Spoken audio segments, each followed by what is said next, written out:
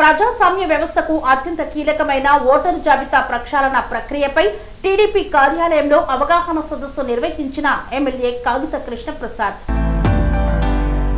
ప్రజాస్వామ్య వ్యవస్థకు అత్యంత కీలకమైన ఓటరు జాబితా ప్రక్షాళన ప్రక్రియపై కృత్తివెన్ను మండలం తెలుగుదేశం పార్టీ కార్యాలయంలో కూటమి కుటుంబ సభ్యులు, క్లస్టర్ యూనిట్ మరియు బూత్ ఇన్ఛార్జీలతో కలిసి ప్రత్యేక అవగాహన సదస్సు కార్యక్రమాన్ని నిర్వహించారు. ఈ కార్యక్రమంలో ముఖ్య అతిథులుగా పెడన శాసనసభ్యులు కాగిత కృష్ణప్రసాద్ పాల్గొన్నారు. రానున్న స్పెషల్ ఇంటెన్సివ్ రివిజన్ కార్యక్రమం ద్వారా నియోజకవర్గంలో అర్హులైన ప్రతి ఒక్కరకు జాబితాలో చోటు కల్పించేలా, తప్పులు మరియు డూప్లికేట్ నమోదులను సరిదిద్దేలా కార్యకర్తలు బిఎల్ఓలతో సమన్వయం చేసుకుంటూ చురుకుగా పాల్గొనాలని పిలుపునిచ్చారు. ముఖ్యంగా కొత్తగా ఓటు హక్కు పొందిన యువతను గుర్తించి నమోదు చేయడంతో పాటు జూన్ 15 నుండి జూలై 14 వరకు విడుదలయ్యే డ్రాఫ్ట్ ఓటర్ జాబితాను క్షుణ్ణంగా పరిశీలించాలని సూచించారు. అదేవిధంగా కూటమి ప్రభుత్వం ఏర్పడి 2 ఏళ్లు పూర్తవుతున్న సందర్భంగా ఈ నెల 15వ తేదీ నుండి చేపట్టనున్న ఇంటింటి ప్రచార కార్యక్రమాల్లో కేంద్ర రాష్ట్ర ప్రభుత్వాల సంక్షేమ పథకాలు,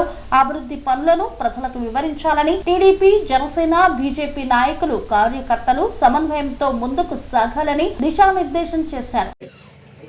2002కు సంబంధించి ఓటర్ లిస్టు, అలాగే 2025కి సంబంధించినటువంటి ఓటర్ లిస్టు, అప్పటికి ఇప్పటికి ఉన్నటువంటి వ్యత్యాసాన్ని వాళ్ళు ఐడెంటిఫై చేస్తారు. ప్రతి ఓటుని కూడా మరి బిఎల్ఓ వాళ్ళందరూ కూడా వెరిఫై చేస్తారు. ఆ వెరిఫికేషన్లో భాగంగా ప్రతి ఇంటికి వెళ్ళటం, అది కనుక అప్పుడున్నటువంటి ఓటు అయితే అది జెన్యూన్ ఓటే. ఒకవేళ కొత్తగా కనుక యాడ్ అయినటువంటి, అంటే వాళ్ళ పిల్లలతో లేకపోతే బయట నుంచి ఇక్కడ వచ్చి సెటిల్ అయినటువంటి వాళ్ళు కనుక అయితే, వాళ్ళ పిల్లలతో అయితే వాళ్ళ తండ్రి యొక్క ఓటుతోటి మ్యాప్ చేసుకుంటారు, ఆ ప్రూఫ్స్ అవి తీసుకుని. అలాగే వేరే చోట నుంచి వలస వచ్చి ఇక్కడ ఉంటే కనుక గతంలో అక్కడెక్కడ ఓటు ఉందో దాన్ని మ్యాప్ చేసుకుంటారు.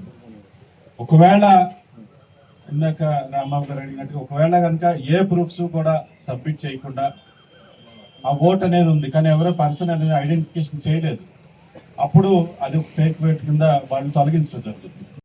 ఆ ఓట్లన్నీ కూడా అలాగే ఉంచేటువంటి పరిస్థితి మనకు కలుగుతుంది. ముఖ్యంగా మన కూటమికి సంబంధించినటువంటి ఏ ఓటు కూడా పోకుండా ఆ విధంగా బాధ్యత తీసుకుని మనం ముందుకెళ్లాల్సినటువంటి. ఈ కార్యక్రమం ఈ నెల 15 నుంచి వచ్చే నెల 14వ తారీఖు వరకు ఈ కార్యక్రమం జరుగుతుంది. అంటే ఆల్రెడీ బిఎల్ఓలు ఈ ఓటర్ లిస్ట్ అనేది వెరిఫికేషన్ చేసుకున్నారు. వాళ్ళకి మన నియోజకవర్గంలో 78% మ్యాపింగ్ అనేది ఆల్రెడీ జరిగిపోయింది. ఇది మీ మండలం నియోజకవర్గ స్థాయి అయితే 78 అయింది. 78%లో అంటే ఇంకా ఒక 22% వాళ్ళు అన్మ్యాపింగ్లో ఉంచారనమాట. వాటన్నిటికి ఇప్పుడు ఆల్రెడీ మ్యాప్ అయినవి చూసుకుంటూనే వాళ్ళందరికీ కూడా ఎన్యూమరేషన్ ఫామ్ ఇస్తారనమాట. సంతకం పెట్టి ఇది ఓకే అని చెప్పేసి ఓట్లు ఇస్తారు.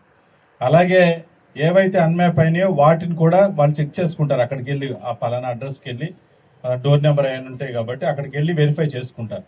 ఆ వెరిఫై చేసేటువంటి సందర్భంలో వారికి మనం సహకారం అందించాలి.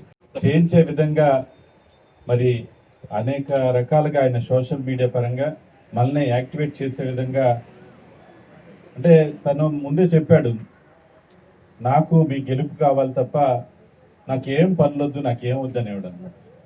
అట్లాగే చేశాడు. ఎక్కడన్నా మిస్టేక్స్ ఉంటే అన్నింటినీ కూడా రెక్టిఫై చేస్తూ తను సోషల్ మీడియా ముందుకు తీసుకెళ్ళినటువంటి వ్యక్తి. అతని పేరు తాతారావు. గెలిచిన తర్వాత కూడా అతను ఏ రోజున వచ్చి నా దగ్గరికి వచ్చి ఆ పని కావాలని ఈ పని కావాలని ఏనాడు అడగలేదు. మనం విజయం కోసం మాత్రం పనిచేశాడు అంతే. అతను ఇక్కడ ఉన్నటువంటి వాళ్ళ చుట్టాలతో మాట్లాడాడు, లేకపోతే సోషల్ మీడియాకి సంబంధించినటువంటి ఫేస్బుక్లో ఫ్రెండ్షిప్లు పెంచుకుని వాళ్ళతో మాట్లాడాడు. ఆ విధంగా పనిచేసినటువంటి వ్యక్తి అనుకోకుండా మరి నిన్న రాత్రి ఆయన కాలం చేయడం జరిగింది. అనుకోకుండా మరి అటువంటి మన విజయం కోసం కష్టపడిన వ్యక్తి కాబట్టి వెళ్ళవలసి వచ్చింది. అనుకోకుండా పోస్ట్ మార్టం అదంతా కూడా ప్రాసెస్ కొంచెం లేట్ అవటం వల్ల కొంచెం నేను అక్కడికి వెళ్ళాల్సి వచ్చింది. దయచేసి మీరు అందరూ కూడా అన్ని దాకా భావించవద్దని చెప్పేసి తెలియజేసుకుంటూ ఒక్కసారి మనం ఆయన కోసం 1 మినిట్ మౌనం